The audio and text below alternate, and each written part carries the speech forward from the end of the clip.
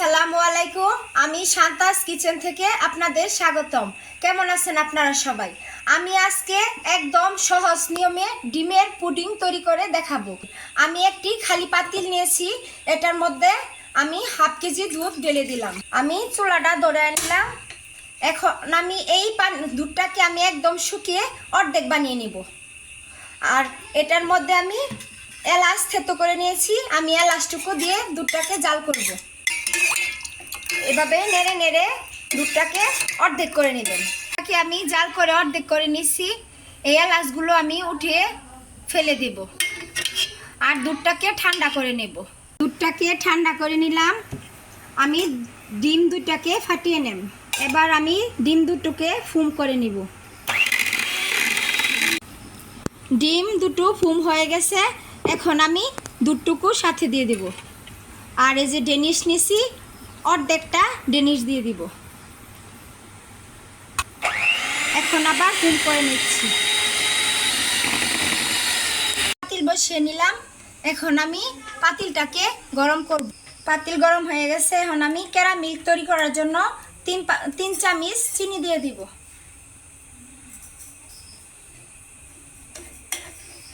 ক্যারামেলটা বেশি ভাজলে তিতে হয়ে যাবে।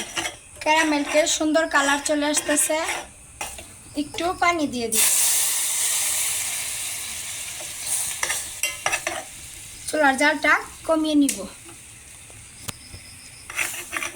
এটাকে ঠান্ডা করব। ঠান্ডা করে নিলাম। এখন আমি এই যে পুডিংয়ের জন্য যে তৈরি করছি মিশ্রণ, এটা আমি এর মাঝে ঢেলে দেব। পানি গরম করে নিচ্ছি, এটার মধ্যে আমি পাতিলটা বসায় দিছি। আমি 15 মিনিট এটাকে জাল করব। আমি ঢেকে দিলাম। হয়ে গেছে মনে হয়, আমার পুডিংটাও হয়ে গেছে। আমি এখন ঢাকনাটা উঠিয়ে দেখব।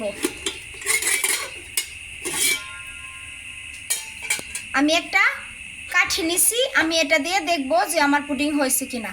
এই যে দেখেন, আমার কাঠির মধ্যে একটু বাজতেছে না, তার মানে আমার পুডিং হয়ে গেছে। এখন আমি এটাকে ঠান্ডা করে নিব।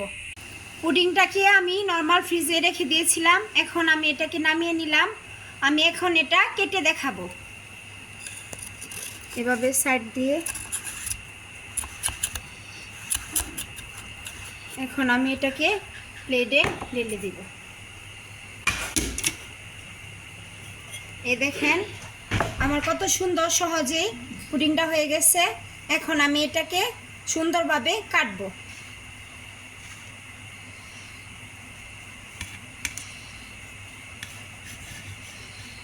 এই যে দেখেন, আমার কত সুন্দর পুডিং হয়ে গেছে খুব সহজেই।